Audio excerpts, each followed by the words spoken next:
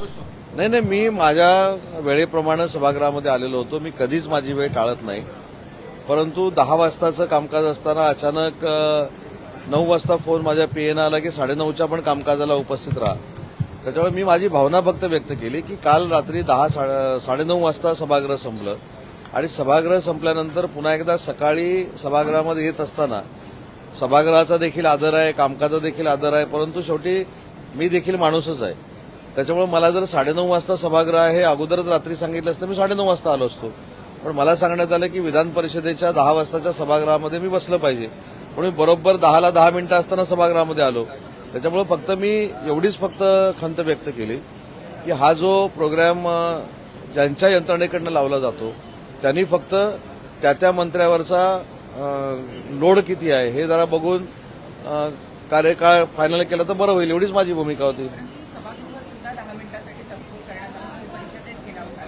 सभागृह सुद्धा 10 मिनिटांसाठी तहकूब यासाठीच करावं लागलं की एकही मंत्री उपस्थित. मी अगदी बरोबर सांगितलं. आता मी एकटा माणूस, मी होतो विधान परिषदेमध्ये, विधान परिषदेमधनं विधानसभेमध्ये यायला किती वेळ लागतो हे देखील आपल्याला माहिती आहे. आणि म्हणूनच मी त्यांना असं म्हटलं की जबाबदारी टाकताना 3-4 महत्वाच्या लोकांवर टाकली पाहिजे, तरच ते सभागृहामध्ये बसू शकतात. आणि सभागृहाची वेळ जर परफेक्ट 9:30 म्हणून सांगितली असती तर मी 9:30ला 5 मिनिटं असताना म्हणजे 9:30च्या अगोदर 9:25लाच सभागृहामध्ये येऊन बसलो असतो. तरी देखील त्याच्यानंतर मी येऊन विधानसभेमध्ये बसलो. मी जिथे सांगितलं की मी आलेलो आहे, परत विधान परिषदेमधलं सभागृह सुरू करायचं होतं तिथं जाऊन बसलो. त्याच्यामुळे ही आमची सांघिक जबाबदारी आहे, ती काय मी टाळत नाही. परंतु वेळ जर परफेक्ट सांगितली गेली तर अशा पद्धतीचे अनुभव कोणालाच येणार नाहीत.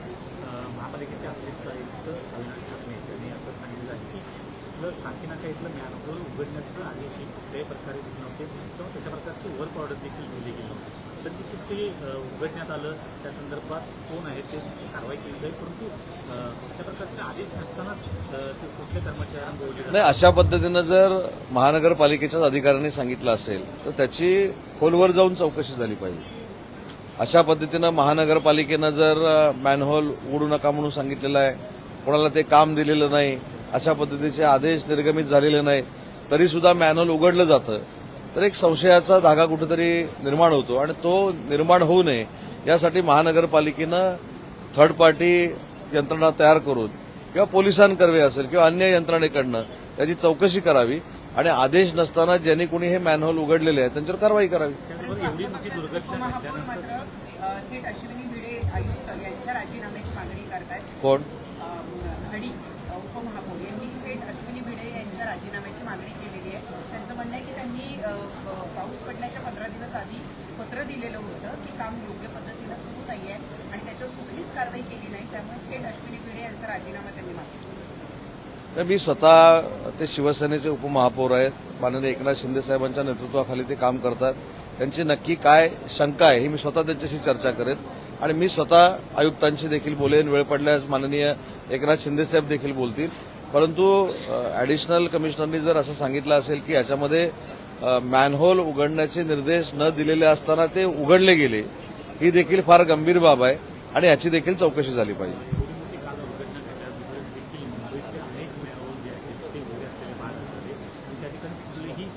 फलक लावण्यात आले नव्हते किंवा बॅरिकेडिंग करण्यात आलं नव्हतं. त्यासोबत अनेक ठिकाणी केवळ एखादा कर्मचारी उभा असेल किंवा त्या ठिकाणी केवळ एक टाकी आहे अशा प्रकारे त्या ठिकाणी पाहायला मिळतं. या सगळ्या बाबतीच्या चेंबर अनेक ठिकाणी उघडे असतील नाही, या सगळ्या बाबतीची प्रिकॉशन नक्कीच महानगरपालिकेने घेतली पाहिजे.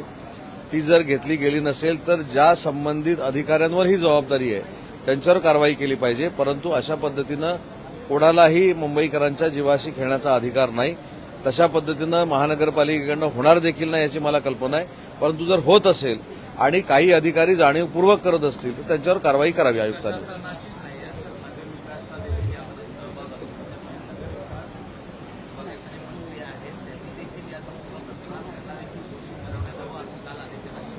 ते काय म्हणतात हे बघा, जगामध्ये काही घडलं वाईट तरी त्याला जबाबदार माननीय एकनाथ शिंदे साहेब आहेत असं सांगणारी ती प्रवृत्ती आहे. त्याच्यामुळे त्यांच्यावर मला काही बोलायचं नाही.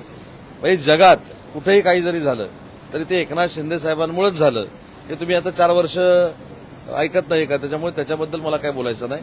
आपण वस्तुस्थितीवर बोललं पाहिजे आणि म्हणून मी सांगितलं की अशा पद्धतीनं अधिकारी जाणीवपूर्वक काही जर गोष्टी करत असतील तर आयुक्तांनी त्याच्यामध्ये विशेष लक्ष घातलं पाहिजे आणि कारवाई केली पाहिजे.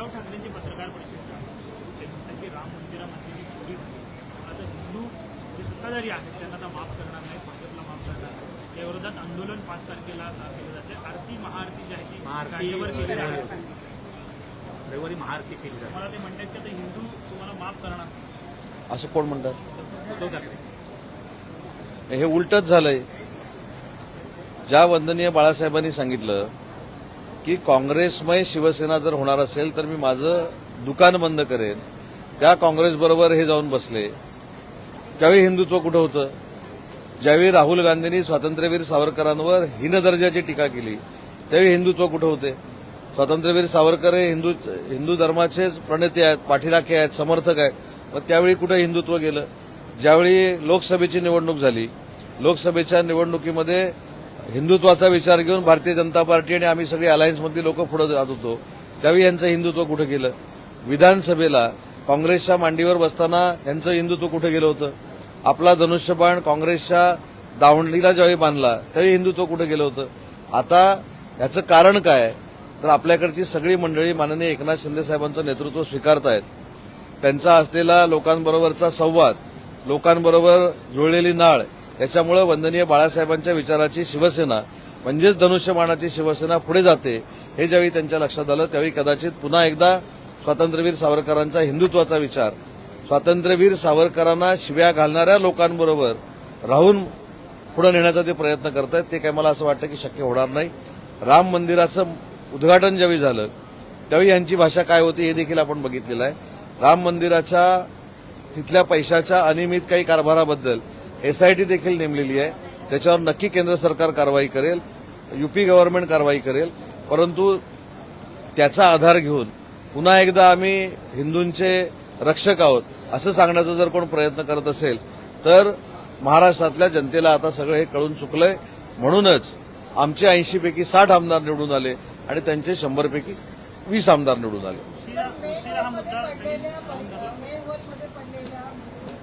हा मुद्दा पूर्ण होते ना. नाही, उशिरा असं नाही.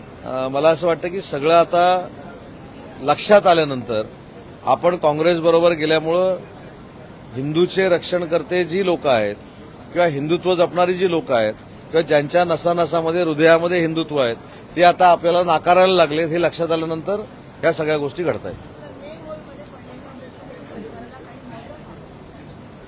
नाही, मॅन्युअलमध्ये पडलेल्या लोकांना मदत करण्याच्या संदर्भातली सूचना आणि निर्देश नक्की मुंबई महानगरपालिकेला दिले जातील. परंतु याची पुनरावृत्ती होणार नाही याची जबाबदारी देखील त्यांची आहे. ती देखील दखल घ्यावी अशा देखील सूचना दिल्या जातील.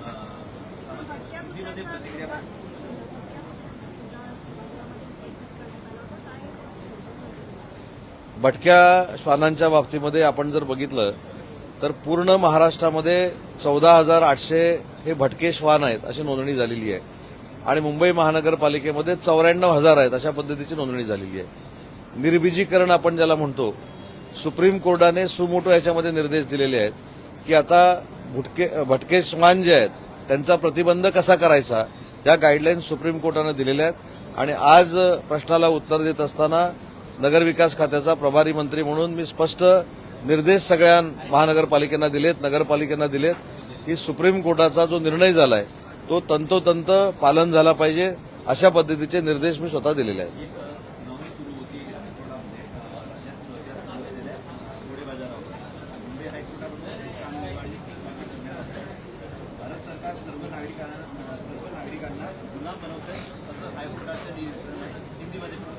काय काय काय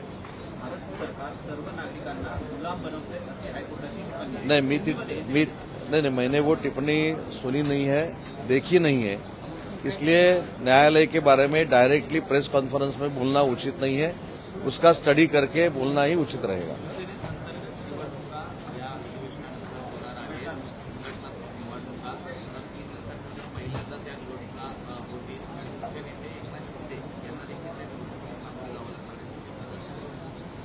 आम्ही सगळे जे शिवसेनेचे पदाधिकारी आहोत त्यांना या निवडणुकीला सामोरं जावं लागणार आहे.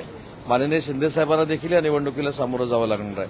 परंतु ही निवडणुकीची प्रोसेस 3-4 महिन्यापूर्वीपासूनच आमच्या पक्षामध्ये सुरू झालेली आहे.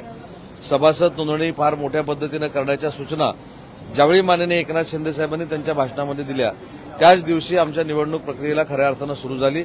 आता पदाधिकारी निवडून येण्याचा जो कालावधी आहे किंवा त्याची जी सिस्टीम आहे ती सिस्टीम आम्ही आखू. निवडणूक निर्णय अधिकारी आम्हाला नेमावा लागेल, तो देखील आम्ही नेमू आणि निवडणूक आयोगाच्या निर्देशाप्रमाणे आणि निवडणूक आयोगाला अभिप्रेत असलेली पक्षांतर्गत निवडणूक आम्ही घेणार आहोत.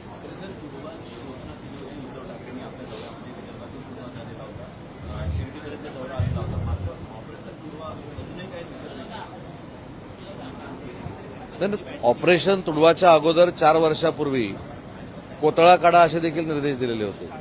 वरळीतनं येऊन दाखवा हे देखील निर्देश दिलेले होते. वरळीतनं येऊन दाखवा सोडाच, पण वरळीचं नेतृत्व ज्या सचिन भाऊ अहिरनी केलं ते देखील शिंदे साहेबांच्या नेतृत्वाखाली आले. त्याच्यामुळं तुडवा मारा ठार मारा हे आता फक्त उरलेल्या कार्यकर्त्यांना मॉरल सपोर्ट देण्यासाठी केलेली वक्तव्य आहेत. आमचे सगळे खासदार एकटे मुंबईमध्ये येतात, एकटे मुंबईमधनं जातात, त्यांच्या मतदारसंघामध्ये जातात. त्याच्यामुळं कुठेही याचा परिणाम तुडवा याचा झालेला नाही.